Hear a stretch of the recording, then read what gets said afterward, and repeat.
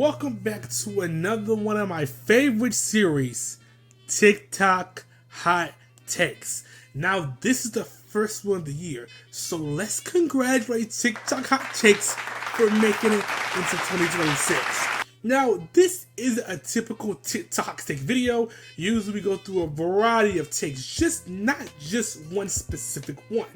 I saw this video and I just had to make an emergency TikTok hot takes video. In this video, we go through TikTok, Twitter, and anywhere and everywhere that has some form of basketball takes and take us through them.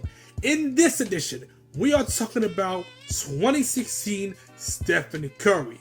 Let's roll the intro and get into it. I almost forgot. Hey, my name is Golden Takes, and this is my golden take. And I gotta worry about trade talk. I'm the MVP. I'm the MVP of this league. The best basketball players in the world. I was honored with the MVP. The MVP, the best basketball player in the world. And when I lose, this is what I gotta go through. You're up 2-0. What's the story? Are you not happy, or you're only half happy, or? Still to be happy about. You're up 2-0. Job's not finished. Job finished? I don't think so. Okay. Fellas, we work all year long for it, man. Shaq the man, most dominant player in the world. Championship, it's ours. Love it, it's beautiful. Mwah, 2G, baby, you love it. We out. Steph was only better than Kawhi at shooting deep-ass threes. Other than that, Kawhi Leonard was better than him at every single other aspect of the basketball game. Actually, he was a better passer and playmaker by a large margin. That's 1,000% correct. He cleared everybody by a substantial margin as an offensive player in that regular season. Yeah, you keep saying as an offensive player, Kawhi clears as a basketball player. It wasn't even close. The man hit 400 threes in one season. What are we doing? He was sitting out fourth quarters repeatedly. Now in 2016, Stephen Curry literally changed the game.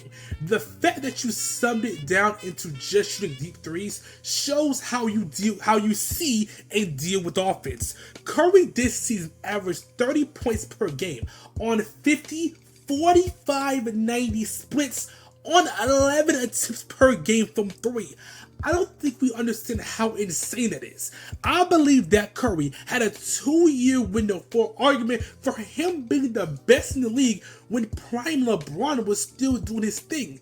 I really believe Curry was the best 2016, and not only do I have the stats to prove it, but also the other aspects of the game as well. Curry is just a better passer and playmaker. Real talk line, when was Steph Curry ever some great distributor, playmaker? Wait. Did you just say that Kawhi is a better playmaker? Real talk line, when was Steph Curry ever some great distributor, playmaker? Who was a better passer and playmaker? At least they're in equal. At least they're equal, because Steph never been good at it. In 2016, you're telling me Kawhi Leonard was just as good of a passer and playmaker? Yes, I am. Yes, I'm saying that. We got the clip. Clip for what? We got the clip. Clip for what? We got the clip.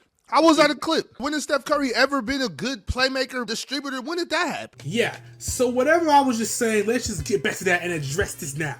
Curry has something we all know and love that's called gravity. Now, gravity has always existed. I mean, some of the greatest players of all time were getting a double and a lot of players be open, but not to the extent that Curry has. Curry, who I believe is the best off-ball player of all time, was able to bring defenders towards him, which opened up the spacing for the Warriors team greatly.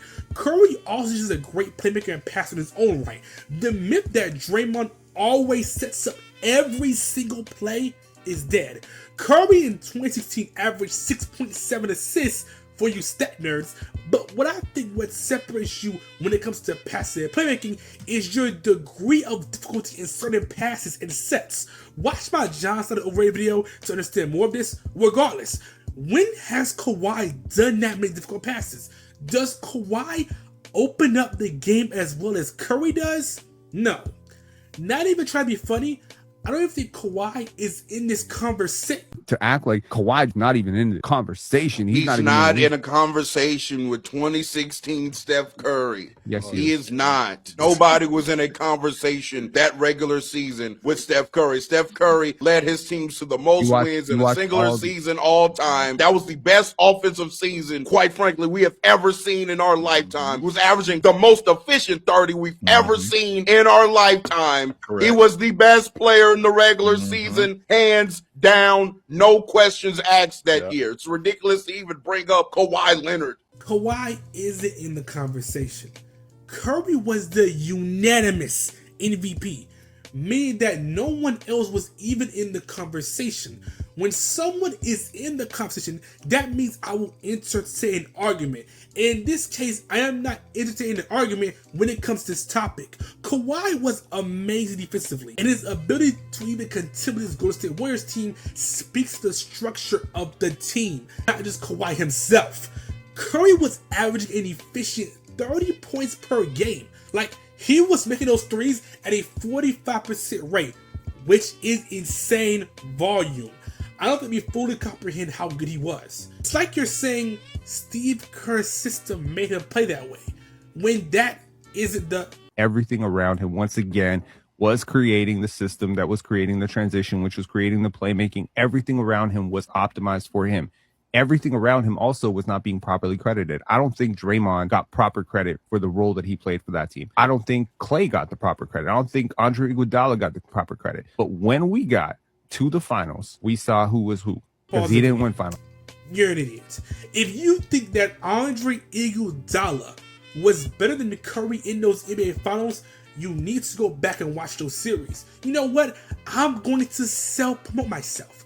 Go watch my video how Stephen Curry was Robert Finals MVP and hear me break down their stats, because this is a dumb take already. MVP. The way that you are describing this player, putting him in Michael Jordan, Kobe Bryant, greatest player of all time type of conversations, ain't none of those players ever not been the best player on their team in a series. Ever. You've never had a series in the finals where it was even debatable between Jordan and Pippen. You've never had a series in the finals where Kawhi Leonard in his prime was not the clearly best player, even when he played with great players. So we're not going to talk like Steph Curry wasn't at least partially a product of that system. And that system wasn't designed to make him look the way that he looked. It's just a narrative bias at this point. Steph Curry, 2016, unquestionable. My argument was never that Steph was not the best player. My argument is Kawhi's a lot closer to that level than you think he is.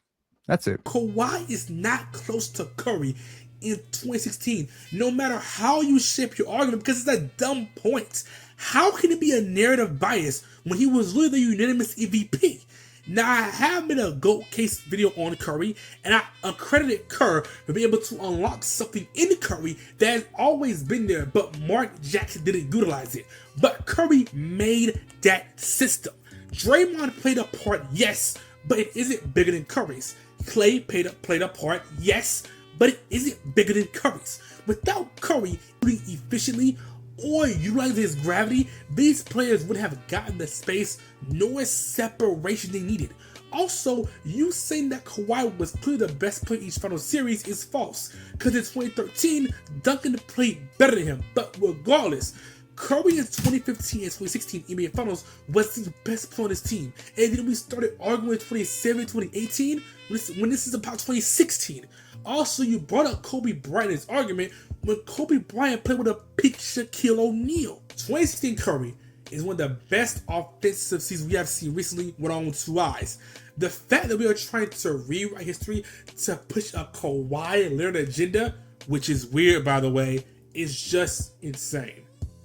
This has been Golden Takes. If that was my golden take.